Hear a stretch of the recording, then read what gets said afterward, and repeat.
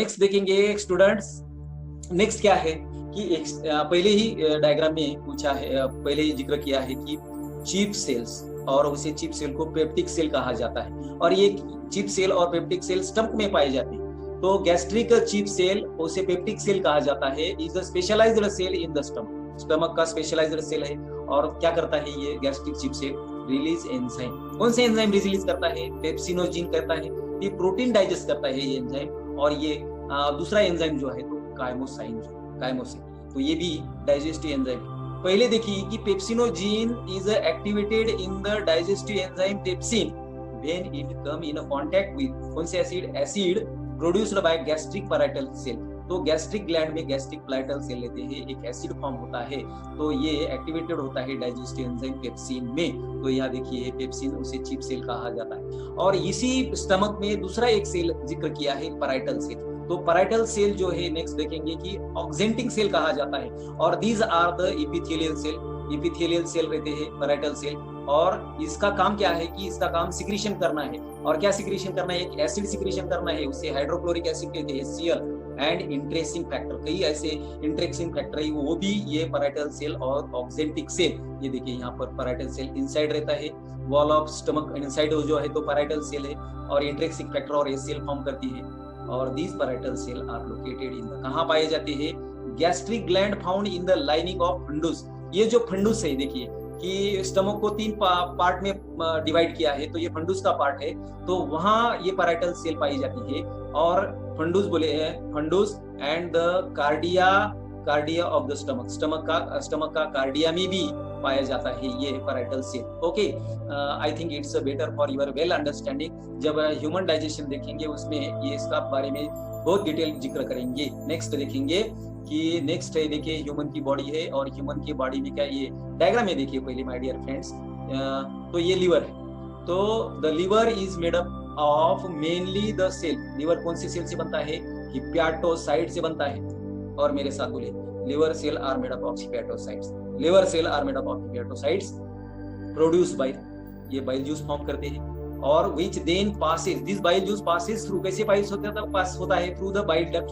तो यहाँ पर देखिए कि ये लीवर में हिपैटिक बाइल डक्ट दिख रही है, और ये बाइल जूस पास होता है, और कहाँ पास होता है?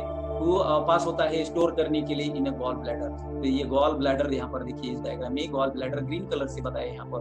तो गॉल ब्लैडर में ये बाइल जूस क्या होता है? स्टोर होता है। ये भी पूछते हैं लेकिन एग्जाम में नीट के, बहुत ही इंपॉर्टेंट है ये आपका लीवर। तो when food containing fats, food में जब फैट्स होता है, the cell of duodenum, stomach का पार्ट है डिओडिनम, रिलीज द हार्मोन। कौन सा हार्मोन रिलीज करते हैं डिओडिनम के cell? Cholecystokinin hormone is released by duodenum to stimulate the, किसको स्टिमुलाई मिलता है? ये गॉल ब्लैडर को मिलता है इस टाइम। ये देखिए यहाँ पर गॉल ब्लैडर स्टिमुलाई मिलता है, तो रिलीज किस लिए? कि गॉल ब्लैडर में बाइल जूस स्टोर होता है और रिलीज करते हैं डाइजेशन की प्रोसेस में।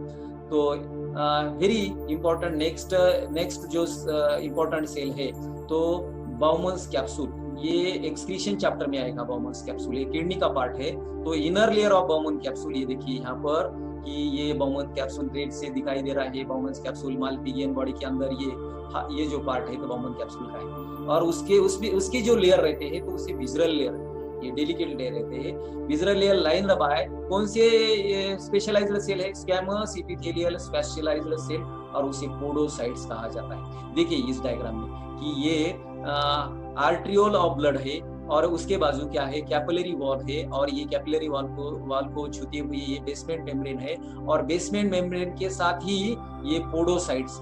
तो पोडोसाइट का जिक्र यहाँ किया है। पोडोसाइट कहाँ रहते हैं? बाउमन कैप्सूल में, विजरल लेयर में लाइन होते हैं, स्क्वैमस एपिथेलियम के होते हैं, और ये इसका जिक्र आपको भी एग्जाम में करते हैं नीट में। और नेक्स्ट देखेंगे, नेक्स्ट सेल है, देखिए ये भी किडनी के अंदर का स्ट्रक्चर है, तो उसे जुक्स्टाग्लोमेरुलर, क्या बोलेंगे? Juxtaglomerular cell.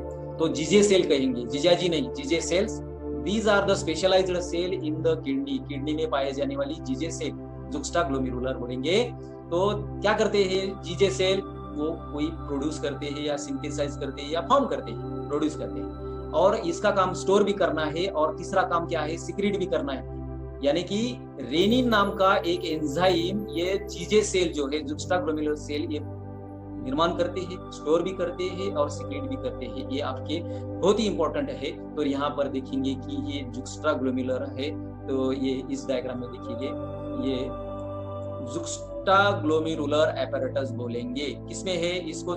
जीजे एपेरेटस को एफरंट आर्टियोल एक तरफ है और दूसरी तरफ डीसीटी है, डिस्टल कॉन्जुलेटेड ट्यूब्यूल। इसमें का इसके बीच में का जो एरिया है ये तो जीजे एपेरेटस यानी कि जीजे सेल। तो यहाँ से एंजाइम क्या होता है? यहाँ से एंजाइम सिंथेसाइज होता है, स्पेशल एंजाइम, और उसका नाम है रेनिन, RENIN। नेक्स्ट लाइन क्या है? तो JG cell they are the specialized smooth muscle cell. कौन सी सेल है? मसल की सेल है। Mainly in the wall of, कहाँ है? Afferent arteriole. ये देखिए ये एप्रिल डायग्राम में एफरंट आर्टियोल यानी का रास्ता है। And some in efferent arteriole, efferent arteriole भी रहती है, उसमें भी रहते हैं। And that deliver blood to the glomerulus.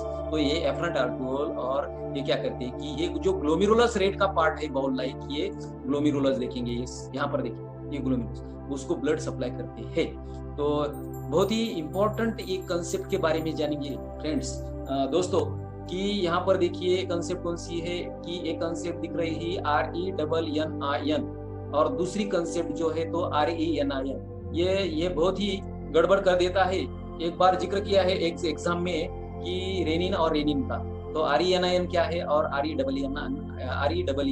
क्या है? तो ये रेनिन जो है तो दोनों ही किडनी से रिलेटेड है। तो RENNIN इज एन एंजाइम, इसका जिक्र किया है एंजाइम का। So this enzyme is secreted by the kidney. Kidney secrete करती है, किस लिए सिक्रेट करती है? To regulate the blood pressure. Blood का प्रेशर किडनी में जो भी रेगुलेशन होना है तो RENNIN करते हैं, ये ध्यान में रखिए। और ये RENNIN दूसरा काम क्या है कि it is a digestive enzyme. ये रेनिन डाइजेस्टिव एंजाइम है, डाइजेशन के लिए हेल्पफुल होता है इन गैस्ट्रिक जूस। तो गैस्ट्रिक जूस में ये डाइजेस्टिव एंजाइम पाया जाता है। और दूसरा जो रेनिन है RENIN, इसका जिक्र करेंगे। सो ये हार्मोन है, RENIN is the hormone, RENNIN is the enzyme. ये आपके दिमाग में, ये जो हार्मोन है RENIN which is produced in the kidney, ये भी किडनी में प्रोड्यूस होता है। इसलिए काम क्या है इसका? ये RENIN का काम क्या है? तो डियर स्टूडेंट, ब्लड में की जो सोडियम रहता है, Na रहता है ब्लड का, उसकी लेवल कंट्रोल करने का काम RENIN का होता है। ठीक है, तो it is a very important concept related to the kidney. RENIN, that is the enzyme. RENIN is the hormone that is nothing but a protein. Okay, next देखेंगे, next important जो स्पेशलाइज्ड सेल है तो neuron cluster, neuron का cluster. वो neuron के cluster को क्या कहा जाता है? न्यूरोसिक्रेटरी सेल्स कहा जाता है। कौन सी सेल? Neurosecretory cell. इसे न्यूक्लियस भी माना जाता है। और ये कहाँ रहती है? ये हाइपोथैलेमस रहती है। और ये हाइपोथैलेमस में रह के क्या प्रोड्यूस करती है? हार्मोन प्रोड्यूस करती है। और हार्मोन्स आर द प्रोटीन, पहले भी जिक्र किया है। और कौन सा हार्मोन प्रोड्यूस करती है neurosecretory cell? Anti diuretic hormone, ADH बोलेंगे। ये देखिए यहाँ पर ये हाइपोथैलेमस है और हाइपोथैलेमस में थैलेमस के बीच नीचे ये पिट्यूटरी ग्लैंड का पोर्शन है। कौन सी ग्लैंड का? पिट्यूटरी ग्लैंड, जिसे पिट्यूटरी ग्लैंड बोलेंगे। ये दो पार्ट्स रहते हैं, ये एडिनोहाइपोफाइसिस और दूसरा बैक पार्ट जो है तो न्यूरोहाइपोफाइसिस। उसका जिक्र कंट्रोल एंड कोऑर्डिनेशन में करेंगे। तो स्टूडेंट, दो हार्मोन हाइपोथैलेमस प्रोड्यूस होता है, तो एंटी ड्यूरेटिक हार्मोन ADH और ऑक्सीडेशन, इसको ये मिल्क हार्मोन भी कहा जाता है, OXT। And this hypothalamus, this hormone ADH और oxidation are transport them to the pituitary. ये पिट्यूटरी ग्लैंड का पार्ट है, ये देखिए। तो पिट्यूटरी ग्लैंड है, तो हियर दे रिस्टोर्ड, ये पिट्यूटरी ग्लैंड में ये रिस्टोर्ड होते हैं। ये कौन से? एंटी ड्यूरेटिक हार्मोन और ऑक्सीटोसिन। और रिस्टोर होके लेटर जब यूज में आते हैं तो ये इनका काम होता है। तो ये न्यूरोसिक्रेटरी सेल कहाँ पाए जाते हैं? हाइपोथैलेमस में। कौन से हार्मोन सिक्रेट करते हैं? एंटी ड्यूरेटिक और ऑक्सीटोसिन। और कहाँ स्टोर होते हैं? कि ये स्टोर होते हैं पिट्यूटरी ग्लैंड में। पिट्यूटरी में रिस्टोर होते हैं और जब यूज होता है, यूज उस हार्मोन का होता है तो काम में आते हैं। नेक्स्ट देखेंगे कि यहाँ ये आपका काम दिख रहा है, ये जो है तो ईयर है और ईयर के बारे में यहाँ जिक्र किया है। Organ of Corti, organ of Corti जो है तो कॉक्लिया में पाया जाता है। कॉक्लिया उस चैप्टर में देखेंगे आप। तो क्या है organ of Corti? Located on the basilar membrane of the cochlea. ये कॉक्लिया का जिक्र है, ये देखिए कॉक्लिया है। ये कॉक्लिया के बेसिलर मेम्ब्रेन में ये ऑर्गन ऑफ क्वार्टी पाया जाता है। तो इसका काम क्या है? कि कॉकलिया में ये ऑर्गन ऑफ पॉवर्टी जो है तो कंटेन क्या होते हैं, हेयर सेल, एक स्पेशल टाइप की हेयर सेल है, उसे ऑर्गन ऑफ पॉवर्टी कहेंगे। और ये हेयर सेल कन्वर्ट करते हैं साउंड वाइब्रेशन। आप जो साउंड, किसका भी साउंड दिखती है, कि बर्ड्स का देखिए या कोई धमाका हुआ देखेंगे, कोई आपके मोटरसाइकिल का देखेंगे, जितना भी साउंड रहता है या म्यूजिक रहता है, तो उसके हेयर सेल जो ऑर्गन ऑफ पॉवर्टी में रहते हैं, तो उनका काम क्या है, साउंड कन्वर्शन वाइब्रेशन में करना और उसका नर्व इम्पल्स देना। कहाँ, जो भी ब्रेन के अंदर रहता है कि हियरिंग का, साउंड का जो ऑर्गन है, तो हाँ पास करना, इम्पल्सेस पास करना। और इसका जो डिस्कवरी है ये ऑर्गन ऑफ पॉवर्टी या हेयर सेल की, तो अल्फांसो क्वार्टी इसको डिस्क्राइब किया है, इसका स्ट्रक्चर। तो इसका भी जिक्र एक इसमें किया है। तो देखेंगे कि बहुत ही काफी इंपॉर्टेंट है ये organ of poverty, located on the basilar membrane of the cochlea containing hair cell and that convert sound vibration into a nerve impulses. और ये साइंटिस्ट जो है, बायोलॉजिकल साइंटिस्ट जो है, तो उसका नाम क्या है, अल्फोंसो क्वार्टी, इन्होंने इसको डिस्क्राइब किया है। तो इसके बारे में इतना ही। तो नेक्स्ट देखेंगे, बहुत ही इंपॉर्टेंट है ये। आप ये आई की डायग्राम है, आंखों की डायग्राम है। तो आंखों में रेटिना रहता है और रेटिना में 5 टाइप्स के न्यूरॉन रहते हैं। तो उसमें न्यूरॉन के सेल रहते हैं, photo receptor cell, bipolar cell और गैंग्लियन सेल। टोटल 5 टाइप के सेल है। आपके एनसीईआरटी के बुक में दूसरे 2 टाइप का जिक्र नहीं किया, दूसरे 5 टाइप में हॉरिजॉन्टल सेल और अमाक्राइन सेल भी 5 टाइप की रहते हैं। So these are the retina में 5 टाइप्स के न्यूरॉन रहते हैं, आप जानते हैं। ये मैंने कहा है कि द पर्पस ऑफ रेटिना क्या है, टू रिसीव द लाइट। जितनी भी लाइट दिखती है तो उसका पर्पस क्या है, रेटिना का लाइट रिसीव करना, और that light the lens has focus, lens पर फोकस करना और कन्वर्ट लाइट का कन्वर्ट इनटू न्यूरल सिग्नल में करना और किसको भेजना, सेंड द सिग्नल, ये जो सिग्नल है न्यूरल सिग्नल, तो on the brain of visual recognition. तो ब्रेन में विजुअल रिकॉग्नाइजेशन में वहाँ भेजना, इसका ये रेटिना के 5 टाइप का सेल का होता है। ये आपके दिमाग में रखिए। उसमें फ्रेंड्स फोटो रिसेप्टर सेल जो है, तो फोटो रिसेप्टर सेल 2 टाइप की होती है और ये 2 टाइप की फोटो रिसेप्टर, एक को रॉड्स कहा जाता है और दूसरे को कोन कहा जाता है। ये देखिए यहाँ पर कि ये नर्व फाइबर है, ये बाइपोलर सेल है, ये पिगमेंटेड सेल है और ये रॉड सेल है और ये कोन सेल है। ये दोनों फोटो रिसेप्टर सेल है, ये और गैंग्लियन सेल। तो इसका जिक्र यहाँ पर करेंगे कि इंपॉर्टेंट क्या है, the rods and cone contain light sensitive protein, light का सेंसिटिव प्रोटीन रहता है और उसे, वो प्रोटीन का नाम क्या है कि फोटो पिगमेंट्स बोलेंगे, उसे स्पेसिफिक प्रोटीन को फोटो पिगमेंट बोलेंगे। और कोन के बारे में जिक्र किया है यहाँ पर। तो कोन क्या है कि photo receptor cell are of 2 types, 2 type के होते हैं, पहला है रॉड्स और दूसरा है कोन्स। तो कोन के बारे में भी जानेंगे। ये देखिए यहाँ पर कोन सेल है, यहाँ से यहाँ स्टार्ट होते हैं। इधर डायग्राम में देखिए कि cone are responsible for daylight, दिन की लाइट को रिस्पॉन्सिबल कौन होते हैं, उसे फोटोपिक कहा जाता है।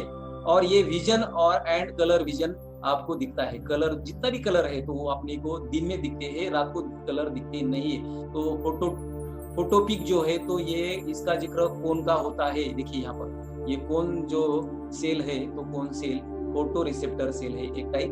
दूसरा टाइप जो है तो रॉड्स का है। देखिए यहाँ पर रॉड्स, ये डायग्राम में देखिए रॉड्स। तो वाइल द रॉड्स फंक्शन क्या है, डीम लाइट, अंधेरे लाइट में, उसे अंधेरे लाइट को क्या कहता है, क्या कहते हैं, स्कोटोपिक कहा जाता है, स्कोटोपिक विजन बोलेंगे। तो इस डायग्राम में देखेंगे कि जब लाइट पास होती है तो पहले गैंग्लियन सेल से मिलती है, बाद में बाइपोलर सेल से मिलती है, अमाक्राइन सेल से मिलती है, तीसरी बार हॉरिजॉन्टल सेल से मिलती है और बाद में इस लाइट कहाँ पास होती है, कोन पर पास होती है। और कोन ये जो है तो डे लाइट को रिस्पॉन्सिबल है। कोन के बाद रेड रॉड को पास होती है, डीम लाइट से स्कोटोपिक है और बाद में ये जो है तो पिगमेंटेड सेल। आपको पता चलता है कि ये ऑब्जेक्ट जो है तो इस चीज का है, इस क्या बोलेंगे, इस आर्टिकल का है। ठीक है, नेक्स्ट देखेंगे कि माय डियर फ्रेंड्स, एडिपोसाइट्स और उसे लिपोसाइट्स कहा जाता है। They are called as a fat cell और फ्यूल टैंक। देखिए इसमें ट्राइग्लिसराइड भरा है, ये एडिपोसाइट सेल में, बाद में ये सेल एनिमल सेल है और that primarily compose of adipose tissue से बनते हैं और these are the specialized in the storaging energy as a fat, that's why that is called as a fuel tank. That's why that is called as a adipocytes और lipocytes are called as a fuel tank. तो store fat से energy store होती है। Next देखेंगे कि PMN का जिक्र करेंगे। पीएमएन यानी कि पॉलीमॉर्फो न्यूक्लियर ल्यूकोसाइट्स। ये स्पेशल टाइप का डब्ल्यूबीसी व्हाइट ब्लड कॉर्पस्कल्स रहते हैं और type of immune cells, immune यानी कि प्रतिकार करने वाली सेल दैट हैज, उसमें ग्रैन्यूल रहता है। ग्रैन्यूल क्या है? स्मॉल पार्टिकल है।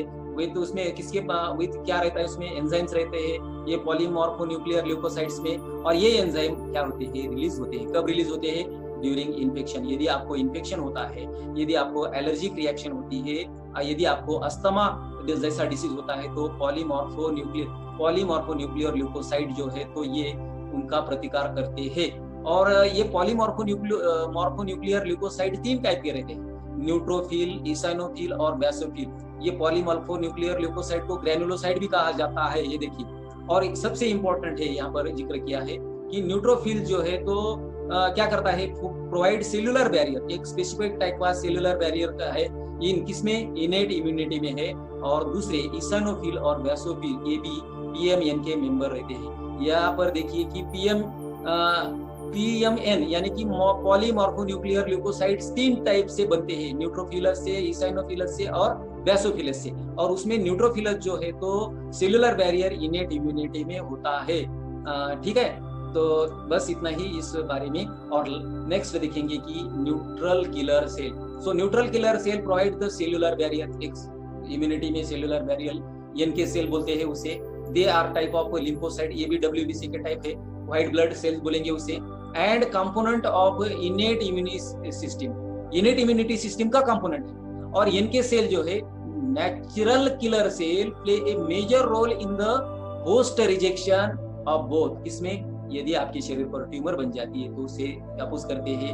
एंड वायरली इन्फेक्टेड सेल, तो इनको रिजेक्ट करने का काम, यहाँ पर देखिए कि यह हेल्पर सेल है और ये फैगोसाइट है, यहाँ पर वायरस है तो उसे रिजेक्ट करते हैं, आने नहीं देते, उसका ब्रेकअप करते हैं यानी कि उसका लाइसिस करते हैं। और नेक्स्ट देखेंगे इंपॉर्टेंट सेल है कि मैक्रोफेजेस। ये मैक्रोफेजेस का जिक्र वहाँ इम्यूनिटी में आएगा।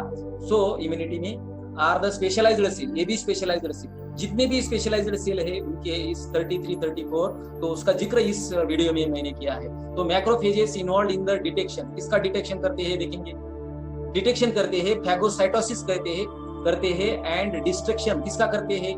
बैक्टीरिया का करते हैं। अदर हार्मफुल जितने भी ऑर्गेनिज्म रहते हैं, वायरस का भी करते हैं, तो उसे मैक्रोफेजेस कहते हैं। यानी कि हार्मफुल जितने भी पैथोजिन्स है तो ये पैथोजिन को डिस्ट्रॉय करने का काम मैक्रोफेजेस कहा जाता है। यहाँ पर देखिए कि मैक्रोफेज क्या करता है? एलर्जिक अस्थमा का कोई भी पार्टिकल हो उसको डिस्ट्रॉय करता है, फाइब्रोसिस को करता है, ट्यूमर कैंसर को करता है, वाउंड हीलिंग में काम आता है। वायरस का भी पहले जिक्र किया है। बैक्टीरिया को भी डिसइंफेक्ट करता है, इंगल्फ करता है मैक्रोफेजेस, तो उसे फैगोसाइटोसिस कहा जाता है। तो destruction of bacteria and other harmful organism, disease causing organism बोलेंगे, उनका डिस्ट्रक्शन करने का काम मैक्रोफेजेस का होता है। स्पेशलाइज्ड सेल है। तो इन एडिशन उसके अलावा दूसरा भी काम है, they can also present in antigen to T cell यानी कि thymus cell and innate inflammation by releasing molecule. कौन सा मॉलिक्यूल रिलीज करते हैं? उसे साइटोकाइनेज कहते हैं। साइटोकाइनेज जो मॉलिक्यूल है that activate the other cell को एक्टिवेट करता है। तो इतने इंपॉर्टेंट ये मैक्रोफेजेस है। Macrophages are specialised cell, detection करते हैं वायरस का, बैक्टीरिया का, पैथोजेनिक ऑर्गेनिज्म का, और उसे क्या करते हैं कि उसे एंगल करते हैं, उसको आइडेंटिफाई करते हैं और ये उसका प्रतिकार करते हैं। नेक्स्ट देखेंगे student, I think it's last cell for this video, the stem cell का जिक्र करेंगे। That is a specialised cell with the unique ability. Stem cell को देखिए, स्टेम सेल यदि एम्ब्रियो फॉर्म होता है, male and female form to form the zygote and zygote develop into the embryo and embryo that is embryo में stem cell पाई जाती है। तो क्या है? these stem cell come from embryo से आते हैं और that are 3 to 5 days old। तो एम्ब्रियो 3 से लेकर 5 डे का जब होता है तो वहाँ स्टेम सेल पाए जाते हैं। एट दिस स्टेज में क्या होता है? An embryo that is called as a blastocyst. ये बात कहेंगे, बहुत ही इंपॉर्टेंट है ये। तो the embryo is called as a blastocyst कहते हैं। और ब्लास्टोसिस्ट कितने दिन का होता है? 3 to 5 days का होता है। तो these are present, blastocyst are present in, ये स्टेम सेल कहाँ कहाँ पाई जाती है?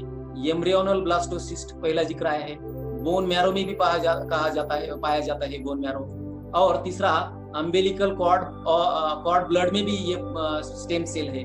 और एमनियोटिक फ्लूइड जो है एम्ब्रियो के अंदर, जो एमनियोटिक फ्लूइड होता है उसमें भी स्टेम सेल पाए जाते हैं। So in future they may be used to replace cell. यदि आपकी सेल या टिश्यू खराब हो जाती है, डिस्ट्रॉय हो जाती है, कैंसर की सेल व कोई कौन सी भी डिसीज की सेल और टिश्यू डिस्ट्रॉय होती है, तो जैसे कि वैसे आप न्यू सेल बना सकते हैं। कौन से सेल से? स्टेम सेल से बना सकते हैं। इसकी बैंक भी रहती है स्टेम सेल की।